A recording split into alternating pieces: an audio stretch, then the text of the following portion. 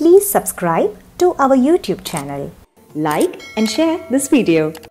నివసత్వం మహాబాహో స్వామిత్వం ప్రాప్స్యసి ధ్రువం, స్వామిత్వం ప్రాప్స్యసి ధ్రువం. ఆయన స్వామి. అటువంటి స్వామిని సేవించడంతో నీవు మళ్ళీ స్వామిత్వాన్ని పొందుతావు, నీ ప్రభుత్వాన్ని మళ్ళీ నీవు పొందబోతున్నావు. అందువల్ల 6 నెలల పాటు స్వామిని త్రికాలములయందు నీవక్కడ స్వామి పుష్కరిణిలో స్నాన సంధ్యాది అనుష్ఠానములను ఆచరించి స్వామిని 6 నెలల పాటు నీవు సేవించవయ్యా, అక్కడే నివసించు, నీకు తప్పక అనుగ్రహం కలుగుతుంది, నీకు పునః రాజ్యలాభం నీకు కలుగుతుంది అని ఆ శరీరవాణి ఆయనకి బోధించింది. నివసత్వం మహాబాహో స్వామిత్వం ప్రాప్స్యసి ధ్రువం. ఇది నిశ్చయం, నీవు తప్పకుండా స్వామిత్వాన్ని, ఆ పునః రాజ్యవైభవాన్ని నీవు పొందబోతూ ఉన్నావు, ఇలా నీవు ఆచరించు అని అశరీరవాణి చెప్పి. అంటే ఇది ఆ శంఖనుడు అనేటువంటి చంద్రవంశపు రాజుకు అశరీరవాణి చెప్పిన మనందరికీ కూడా ఉపదేశమే ఇది.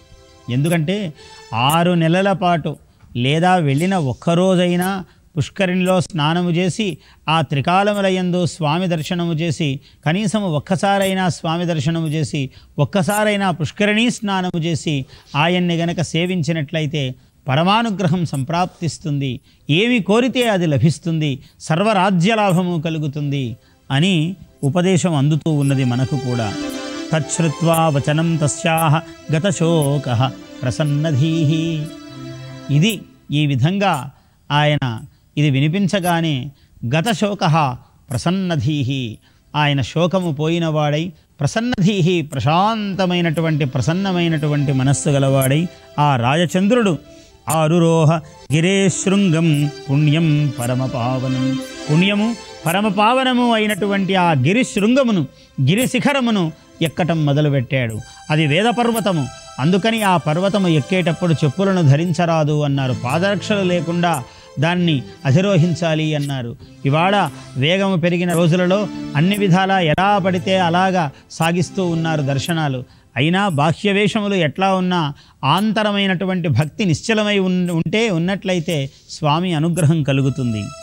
శృంగం గిరే శృంగం పుణ్యం పరమపావనం, చంపకాశోక పున్నాగచూత ధాత్రీ సమన్వితం. చంపకములు, అశోకములు, పున్నాగములు ఇలాంటి వివిధమైనటువంటి ఫల పుష్పభరితమై ఉన్నది ఆ పర్వతమంతా కూడా. అటువంటి పావనమైన పర్వతమును ఆ రాజచంద్రుడు అధిరోహిస్తూ ఉన్నాడు. తచ్ఛ్రుత్వా వచనం తస్యాః గతశోకః ప్రసన్నధీః. ఆ శంఖనుడు ఆ అశరీరవాణి యొక్క మాటలు విని చాలా ప్రసన్న మానసుడై ఆయన గిరేశృంగం ఆరురోహ గిరేశృంగం పుణ్యం పరమపావనం, పరమపావనమైన పుణ్యోపేతమైనటువంటి ఆ గిరి శృంగమును, ఆ శేషాచల శిఖరాన్ని ఆయన అధిరోహిస్తూ ఉన్నాడు. చందనాగురుహింతాళ రక్తచందన చందనాగురుహింతాళ రక్తచందన భాస్వరం చమరీ మృగ సాహస్ర కస్తూరీ మృగసేవితం. చమరీ మృగములు, కస్తూరీ మృగములు ఇలాంటి అనేకమైన శోభాయమానమైనటువంటి శుభోదర్కమైన మృగాలు అనేకం అక్కడ సంచరిస్తూ ఉన్నాయి. శుకకోకిల సన్నాద మయూరస్వన శోభితం. శుకములు, కోకిలములు అంటే ఇవి కూయటము చాలా శుభాస్పదమైనవి, ఈ పక్షులు కుయ్యడము చాలా శుభవంతములైనవి. శుక చిలుకలు, కోకిలములు, శుక కోకిల సన్నాద, శుక కోకిల సన్నాద మయూరస్వన శోభితం. మయూరములు, నెమళ్ళు ఆడుతూ ఉన్నాయి కేకలు వేస్తూ. ఏవం మనోహరం శృంగం ఆరుహ్య కనకోపమం. అది బంగారు కొండ, ఆ కనకోపమం బంగారు కొండను అధిరోహిస్తూ ఉన్నాడు ఆయన. మృగయామాస తత్తీర్థం చిహ్నితస్తత్ర తత్ర వై. ఆ తీర్థమును మృగయామాస వెతుకుతూ ఉన్నాడు ఆయన. ఎందుకంటే ఇవాళ అంటే అన్నీ తెలిసి అన్ని బస్సులు మనకు అనేక సౌకర్యములు ఉండి ఇవాళ మనం తిరుమలను చూస్తున్నాం. కానీ ఆనాడు బహు భీషణమైన అరణ్య మధ్యములో ఉండేటువంటి ఆ ఆలయము, అటువంటి చోట ఆ తీర్థము, అక్కడ స్వామి వెలిశాడు. ఆ స్వామి సన్నిధానము చేరడానికి చాలా శ్రమ పడుతూ వెళ్ళేవారు. అందువల్ల మృగయామాస తత్తీర్థం, ఆ స్వామి పుష్కరిణీ తీర్థము ఎక్కడున్నది అని ఆయన వెతుకుతూ ఉన్నాడట. మృగయామాస వెతుకసాగెను ఆయన. దదర్శ సరసీం తత్ర నిర్మల స్ఫటికోపమాం తిలకాశోక పున్నాగ వకుళైశ్చ విశోభితాం. అక్కడ మొత్తం మీద స్ఫటికము వలె స్వచ్ఛముగా జలములు ఉన్నటువంటి ఆ దివ్యమైనటువంటి ఆ సరస్సును, పుష్కరిణిని, స్వామి పుష్కరిణిని ఆయన చూశాడు. దదర్శ తిలక, అశోక, పున్నాగ, వకుళ ఇటువంటి అనేకమైన దివ్య వృక్షాలన్నీ కూడా ఈ వృక్షాలతో సమాశ్రితమై ఉన్నటువంటి ఆ స్వామి పుష్కరిణిని చూశాడు ఆయన. రమ్యోపవన సంశుద్ధాం రక్తరాజీవరాజితాం, రక్తరాజీవములు, ఎర్రని పద్మములు అలా చుట్టుకొని ఉన్నాయిట ఆ పుష్కరిణిలో. అలాంటి పుష్కరిణిని ఆయన చూశాడు. రమ్యరాజీవరాజితాం మత్స్యకచ్చప సంబాధాం తీరస్థ తరుభాస్వరాం. మత్స్యములు, కచ్చపములు అటు ఇటు దాని ఆ జలాల్లో విహరిస్తూ ఉన్నాయట. చేపలు, అలాగే కచ్చపములు, తాబేళ్ళు, ఇవన్నీ కూడా అక్కడ, ఇవన్నీ చాలా శోభనములు. అందుకే ఇల్లు ఏదైనా గృహము చేరేటప్పుడు వాస్తు ప్రకారం ఏం చెబుతారంటే మత్స్యయంత్రాన్ని, కూర్మయంత్రాన్ని, అంటే కూర్మము మత్స్యము చాలా శుభాన్ని కలిగించేటువంటి జీవరాశి, అందువల్ల వాటితో అది శోభాయమానముగా ఉన్నదట. మత్స్యకచ్చప సంబాధాం తీరస్థ తరుభాస్వరాం పుష్పితామ్ర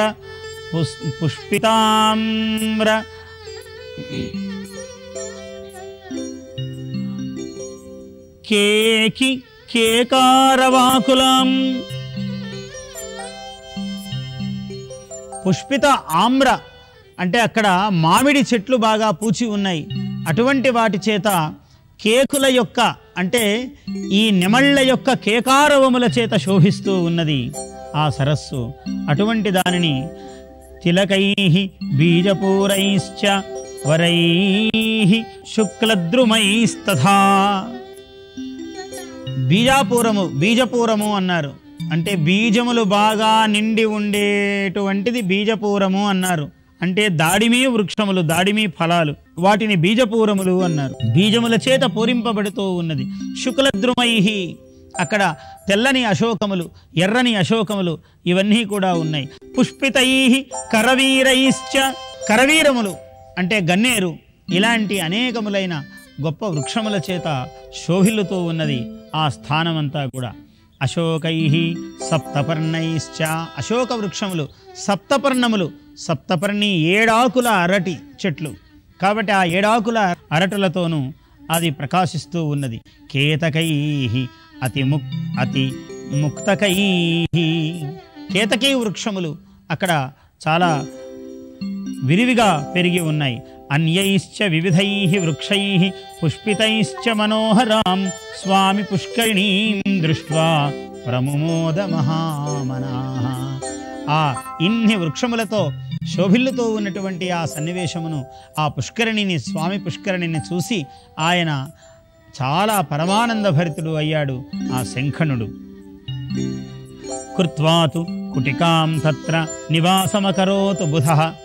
ఈ విద్వాంసుడు, ఈ మహనీయుడు అక్కడ కుటికాం, ఒక చిన్న కుటీరమును ఏర్పరచుకొని అక్కడ నివాసమకరోత్, అక్కడ ఉషితవాన్, నివాసమును ఏర్పరచుకొనెను. స్నానం త్రిషవణం కుర్వన్ వెంకటేశం సమర్చయన్.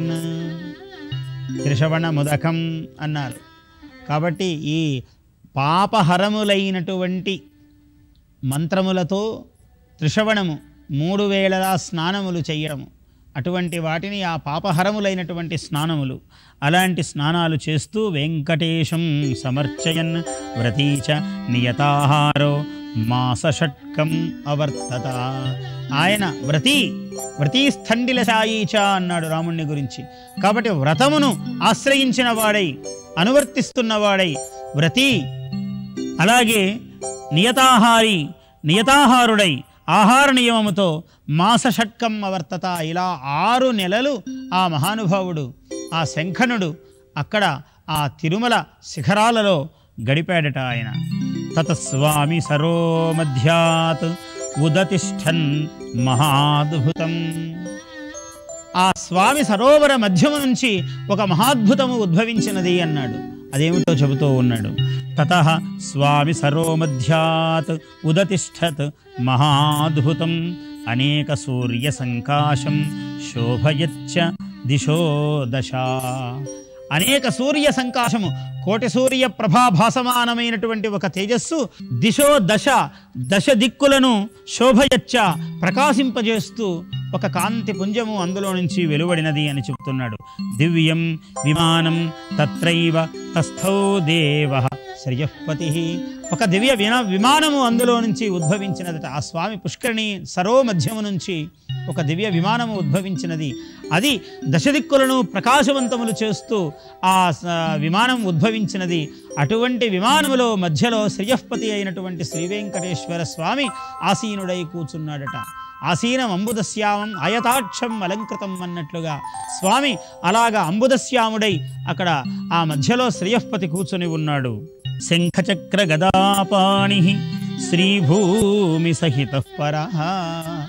శంఖచక్ర గదాపాణి అయి ఆయన శ్రీభూమి సహితుడై శ్రీభూదేవతలతో సహా ఆయన ఆ పరాత్పరుడు పరమపురుషుడు ఆయన అక్కడ ఆ విమానములో ఉద్భవించినాడు.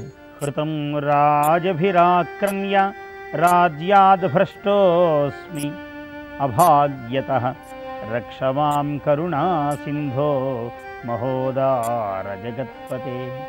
ఓ మహా ఉదారుడా, ఓ మహోదార, ఓ జగత్పతి, నన్ను రక్షించు. నజానే వ్రతశీలంచ నియమం వా జపాదికం. స్వామి, నాకు జపములు, వ్రతములు, తపములు ఇవన్నీ కూడా తెలియవు. నజానే నియమం వా వ్రతశీలం వా జపాదికములు, వ్రతశీలములు ఇవన్నీ ఏవియో తెలియవు నాకు. దిష్ట్యా దృష్టో మయా స్వామిన్ అమోఘం దర్శనం తవ. ఏదో ఏ జన్మలో చేసుకున్నటువంటి పుణ్య విశేషమో నీ దర్శనము నాకు కలిగినది.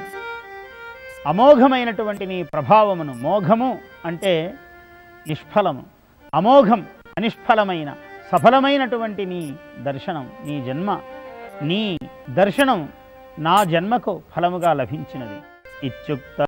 ఇత్యుక్తః కాలమేఘాభో బభాషేథ శ్రియఃపతిః. నల్లనివాడు పద్మనయనములవాడు కృపారసంబుపై చల్లెడువాడు మౌళి పరిసర్పిత పింఛమువాడు నవ్వురాజిల్లెడు మోమువాడొకడు చెల్వల మానధనంబు తెచ్చనో మల్లియలారా.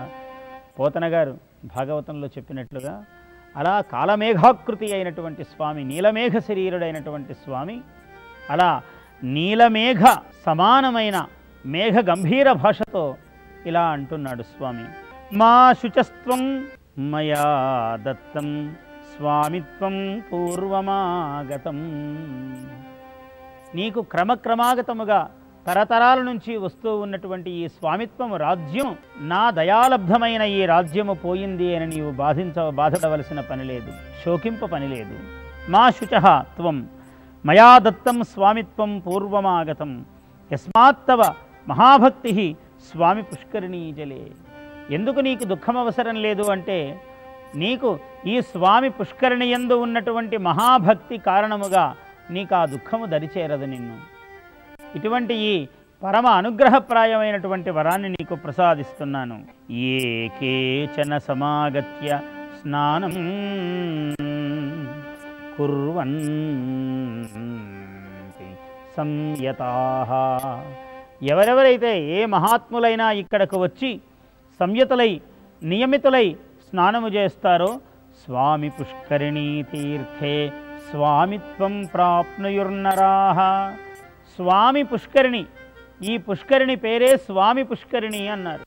అంటే స్వామినః పుష్కరిణి, స్వామినాం పుష్కరిణి, స్వామివారి శ్రీపాదముల యొక్క పుష్కరిణి అని ఒక అర్థము. స్వామిత్వం దదాతి ఇది స్వామి పుష్కరిణి. ఎవరైతే అందులో స్నానం చేస్తారో వారందరికీ స్వామిత్వమును, రాజత్వమును, ఆ సామ్రాజ్య ఆధిపత్యమును ప్రసాదించగలది. కాబట్టి స్వామి పుష్కరిణి. కాబట్టి స్వామి పుష్కరిణీ తీర్థే స్వామిత్వం ప్రాప్నుయుర్నరాః. ఏ మానవులైతే ఈ స్వామి పుష్కరిణి పవిత్ర తీర్థములో స్నానం చేస్తున్నారో వారికి స్వామిత్వము సర్వథా సిద్ధము, అన్ని విధములా సిద్ధిస్తుంది. తేషాం వ్రతానుగుణ్యేన స్వామిత్వం భవతి ధ్రువం.